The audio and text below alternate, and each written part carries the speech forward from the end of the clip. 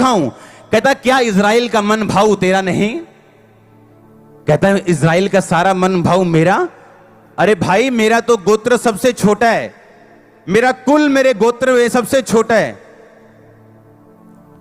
आप ऐसे कह सकते हो कि आप सबसे छोटे शहर के सबसे छोटे गांव में रहते हो और उस सबसे छोटे गांव में सबसे छोटा घर और सबसे छोटा परिवार भी आप गए। परमेश्वर कहता है इसीलिए तो मैंने तुझे चुना है कि सबसे छोटा गोत्र का सबसे छोटा कुल मैं तुझे चुनता हूं, ये सब लोगों का राजा होने के लिए।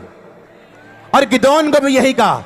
गिदोन को जब परमेश्वर बोलता है हे शूरवीर सूरमा यहोवा तेरे संग है, कहता क्या क्या मैं छोटा नहीं हूं? मेरा कुल छोटा नहीं है? मेरा परिवार मेरे कुल का सबसे छोटा नहीं है?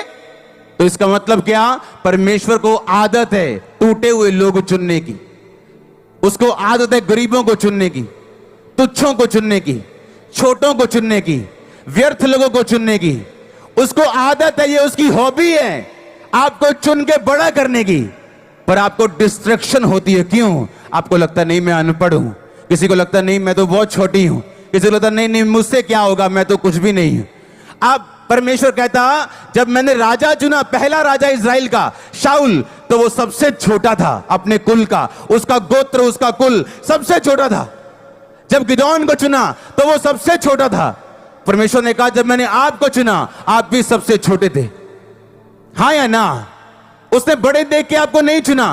पर प्रॉब्लम यह है अपने चुनाव को आपको सिद्ध करने के लिए बड़ी चीजें कंप्लीट करनी पड़ती हैं ताकि आप फुलेस्ट अपनी ग्लोरी तक पहुंच सके।